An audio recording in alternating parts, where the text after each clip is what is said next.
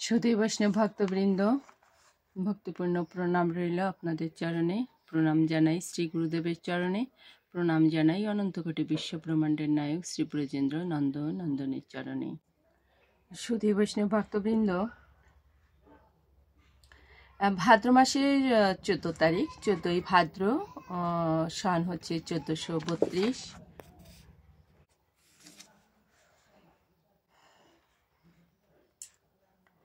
আর আগস্টের হচ্ছে 31শে আগস্ট 2025, রবিবার। সেদিন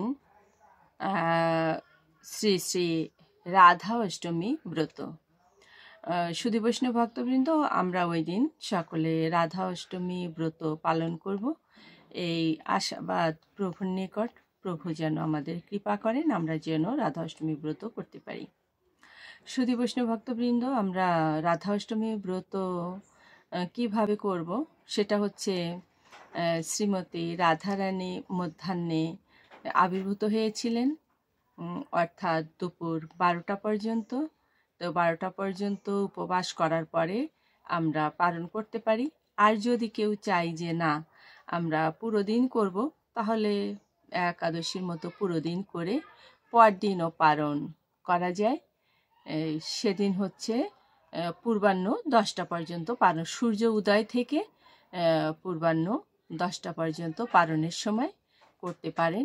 আর যদি কেউ মনে করেন যে 12টা পর্যন্ত করব, তাহলে 12টা পর্যন্ত করার পরে অন্নভোগ দিয়ে প্রসাদ পেতে পারেন। সুধী বৈষ্ণব ভক্তবৃন্দ, আমরা রাধা অষ্টমী ব্রত কেন করব? আমরা ছোট্ট একটি দৃষ্টান্ত শ্রবণ করি। বৃন্দাবনে একজন বৈষ্ণব ঠাকুর ছিলেন। ওনার পুরোটা জীবন কেটে গেল। শেষ বয়সে ওনার যেন একটু মনে রাগ হলো, আমি এতদিন ধরে শ্রীকৃষ্ণর আরাধনা করছি, প্রভুর আরাধনা করছি, এত সেবা পুজো দিচ্ছি, জপ তপ এত কিছু করলাম, কিন্তু ভগবান হয়তো আমার প্রতি সন্তুষ্টই হলেন না, তাই আমায় দেখা দিলেন না। উনি মনে মনে চিন্তা করছেন, মনে নয় উনি সরবেই বলছেন, আমি যদি শ্রীকৃষ্ণ আরাধনা না করে শ্রীমতী রাধারানীর আরাধনা করতাম, তাহলে আমি এতদিন রাধারানীকে পেয়ে যেতাম। তিনি তো দয়াবতী, অবশ্যই আমাকে দয়া করে কি করতেন, ভক্তকে সাক্ষাৎ দিতেন। উনি এই মনে করে উনি বলছেন, আমি আর এই ব্রজে থাকবই না, আমি এই বৃন্দাবনে আর থাকবই না। এই বলে উনি ভীষণ রাগ করে কি করছেন, উনি বৃন্দাবন ছেড়ে চলে যাচ্ছেন। উনি কোথায় যাবেন বলছেন, আমি বর্ষণা যাব, বর্ষণা যেয়ে আমি শ্রীমতী রাধারানীকে স্মরণ করব, রাধারানীর আমি জপ তপ করব। এই বলে যখন উনি বৃন্দাবন ছেড়ে, বৃন্দাবনের সীমানা ছেড়ে বর্ষণায় পা দেবেন, এমনি সময় ছোট্ট এক বালক এসে দুহাত আগলে দাঁড়ালেন। বলছেন যে, বৈষ্ণব ঠাকুর তুমি যাবে না। বলছে, কেন যাব না? আমি অবশ্যই যাব। আমি এতদিন ধরে ভগবানের আরাধনা করলাম, কিন্তু ভগবান আমায় কৃপাই করলেন না। আমাকে যখন কৃপা করলেনই না, তাহলে আমি শ্রীমতী রাধারানীর আলয়েই চলে যাব, আমি ওনার জন্মস্থানেই চলে যাব, আমি বর্ষণাতেই থাকবো, সেখানে আমি শ্রীমতী রাধারানীকে স্মরণ করব।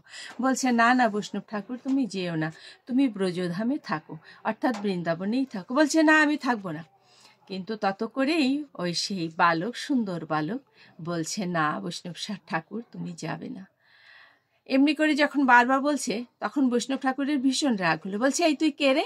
আমাকে এমনভাবে কেন বিরক্ত করছিস, আর তুই আমাকে ঠেকাচ্ছিস কেন?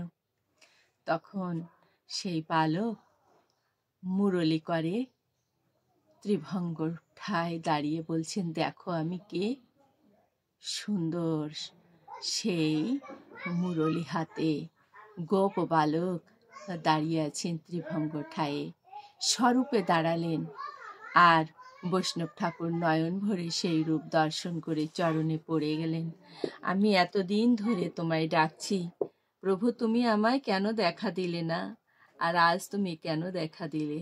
বলছে, শ্রীমতী রাধারানীর নাম উচ্চারণ করেছ তুমি, তাই আমি আর দূরে থাকতে পারিনি।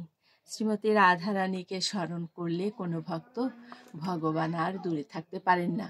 সুধী বৈষ্ণব ভক্তবৃন্দ, তাহলে সেই শ্রীমতী রাধারানীর ব্রত আমাদের অবশ্যই করা উচিত। শাস্ত্রে বলা হয়েছে যে 1000 একাদশী করলেও যে পুণ্য ফল অর্জন হয় না, শ্রীমতী রাধারানীর ব্রত অনুষ্ঠান করলে সেই পুণ্য ফল হয়। এমনকি আমরা যদি ব্রত না করি, রাধা অষ্টমী ব্রত না করি, তাহলে কি হবে বলুন দেখি? আমাদের সেই ব্রত আমরা যা করেছি এতদিন সেগুলো বিফলে যাবে। তো শুধু বৈষ্ণব ভক্তবৃন্দ, আসুন আমরা রাধা অষ্টমী ব্রত পালন করি। তো সেই ব্রতের কিছু মাহাত্ম্য কথা আমরা শ্রবণ করি। ব্রতের ফলটা কি বলছে? এই ব্রত করিলে নরনারী সর্বপ্রকার পাপ মুক্ত হয়। ব্রতের নিয়ম: ভাদ্র মাসের শুক্লপক্ষের অষ্টমী তিথিতে রাধা অষ্টমী ব্রত করতে হয়। ব্রতের পূর্বদিন নিরামিষ খেয়ে সংযমী থাকতে হয়। ব্রতের দিন শ্রীকৃষ্ণ ও শ্রী রাধিকার পুজো করতে হয়।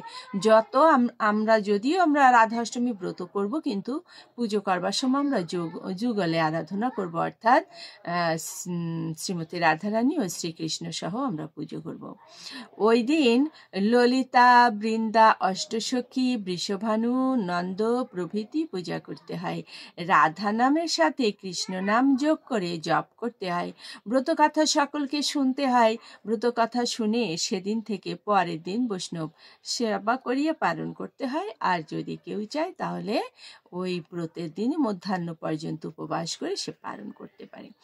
ব্রতের কথা: নৈমিষারণ্যে সৌনিক ঋষি মহামতি সুতকে সম্বোধন করিয়া কহিলেন, হে সুত, অন্যান্য দেবাদিদেবের উপাসনা অপেক্ষা শ্রীকৃষ্ণের আরাধনাই শ্রেষ্ঠ বলিয়া আমি যাই। আরো শুনিয়াছি তদপেক্ষা শ্রীমতী রাধারানীর আরাধনা অধিকতর পুণ্যব্রত শ্রেষ্ঠ। অতএব শ্রী রাধারানীর অর্চনা বিষয়ক কোনো ব্রতাদির কথা আমাদিগকে নিকট একটু কীর্তন করুন। তো সুত মুনি বললেন, হে ঋষিগণ, আমি একটি অতি গোপনীয় কথা বলছি, শুনুন। একদা দেবর্ষি নারদ শ্রীকৃষ্ণের নিকট উপস্থিত হইয়া জিজ্ঞাসা করিলেন, ভগবান, আপনার শ্রীমুখে নানাবিধ ব্রতের কথা শুনিয়াছি। এখন শ্রীমতী রাধিকার জন্মদিনের ব্রত শুনিতে অভিলাষ করিয়াছি, উহা আমার নিকট ব্যক্ত করেন। শ্রীকৃষ্ণ বলিলেন, দেবর্ষি, তুমি আমার পরম ভক্ত, সেই জন্য তোমার কাছে আমি বলিতেছি, শ্রবণ করো। কোনো এক সময় সূর্যদেব ত্রিলোক ভ্রমণ করিতে করিতে নানাবিধ ঐশ্বর্য দেখে মনে মনে তপস্যার সংকল্প করিলেন। মন্দর পর্বতে গিয়া গুহায় বসিয়া উনি কঠোর তপস্যা আরম্ভ করিলেন। এই রূপে দীর্ঘদিন গত হইল। সূর্যের কঠোর তপস্যা আর পৃথিবীর অন্ধকারাচ্ছন্ন থাকায় দেবতারা ভীষণ ভীত হইয়া পড়িলেন। ইন্দ্রদেব দেবতাগণ সহ কি করলেন? সেই ভগবানের কাছে, ভগবান বলছেন, আমার নিকটে এসে সব কথা ব্যক্ত করিলেন। দেবগণ, সূর্য থেকে তোমাদের কোনো বিপদের আশঙ্কা নেই। তোমরা স্বস্থানে প্রস্থান করো। আমি সূর্যদেবকে তপস্যা থেকে ক্ষান্ত হতে বলিতেছি। তারপর আমি সূর্যদেবের নিকটে গেলাম। সূর্য আমাকে দেখে খুবই আনন্দিত হলেন। তিনি বললেন, ভগবান, আপনার দর্শন পেয়ে আমার জন্ম তপস্যা সার্থক হয়েছে। যিনি সৃষ্টি স্থিতি সংহারকর্তা ব্রহ্মা বিষ্ণু মহেশ্বর, যাকে সবসময় চিন্তা করেন, তাকে দর্শন করিয়া আমি ধন্য হইলাম। আমি সন্তুষ্ট হইয়া সূর্যদেবকে বলিলাম, হে দীনমণি, তুমি তোমার তপস্যায় সিদ্ধি লাভ করিয়াছ। তুমি মনোমত বর আমার নিকট প্রার্থনা করো। তুমি আমার পরম ভক্ত, সেই জন্যই তোমাকে আমি দর্শন দিয়াছি। এই কথা শুনিয়া সূর্যদেব বলিলেন, প্রভু, আমাকে একটি গুণবতী কন্যার বর দিন। আপনি চিরদিন সেই কন্যাটির বশীভূত থাকিবেন। এছাড়া আমার আর কোনো চিন্তা নেই, কোনো ইচ্ছা নেই। আমি তথাস্থ বলিয়া তা প্রস্থান করিলাম।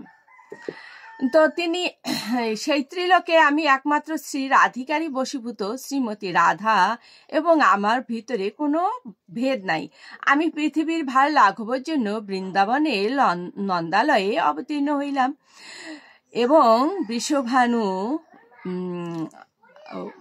ভগবান বলছেন যে তথাস্তু বলে যে আমি ত্রিলোকের একমাত্র শ্রী রাধিকার বশীভূত, শ্রীমতী রাধা এবং আমাতে কোনো প্রভেদ নাই। আমি পৃথিবীর ভার লাঘবের জন্য বৃন্দাবনের নন্দালয়ে অবতীর্ণ হব, তুমিও সেখানে বৃষভানু নামে রাজা হয়ে জন্মগ্রহণ করিবে। শ্রীমতী রাধা তোমার কন্যা রূপে অবতীর্ণ হইবে। তারপর শ্রীহরি মথুরায় জন্মগ্রহণ করে নন্দালয়ে এলেন। সূর্যদেব বৈশ্যকুলে জন্মগ্রহণ করিয়া বৃষভানু রাজা হইলেন। গোপকন্যা কীর্তিদার সঙ্গে তার বিবাহ হইল। যথাকালে ভাদ্র মাসে শুক্লপক্ষে অষ্টমী তিথিতে বিশাখা নক্ষত্রে কীর্তিদার গর্ভে শ্রীমতী রাধারানী জন্মগ্রহণ করিলেন। গোপ গোপীরা আনন্দ উৎসবে মেতে উঠল। আমার মায়ায় মুগ্ধ হয়ে রাধিকা আমাকেই পতিত্ব বরণ করতে ইচ্ছা করিলেন। যথাকালে আয়ান ঘোষের সঙ্গে শ্রী রাধার বিবাহ হইল বটে, কিন্তু আমাকে পরম পুরুষ জ্ঞানে আমার সঙ্গেই বিহার করিতে লাগিলেন। শ্রীমতী রাধার এই জন্মদিনে গন্ধ পুষ্প ধূপ দীপ নৈবেদ্য বসন ভূষণ দ্বারা শ্রীমতী রাধার পূজা করিয়া নানা প্রকার মহোৎসব ক্রীড়া কৌতুকাদি করিতে হয়। রাধার সখীবৃন্দ গোপিকা কিন্তু কীর্তিতা বৃষভানু প্রভৃতির পূজাও করিতে হয়। তারপর ব্রত কথা শুনিয়া সেই দিন উপবাসী থেকে কি করতে পালন করিতে হয়। রাধা নামের সঙ্গে কৃষ্ণ নাম যোগ করিয়া জপ করিলে যাবতীয় মন্ত্র জপের ফল লাভ হয়। তপের জপে আমার যেমন সন্তোষ জন্মে, একবার রাধা নাম উচ্চারণ করিলে তার চেয়ে সহস্রগুণ বেশি আমি সন্তোষ লাভ করি।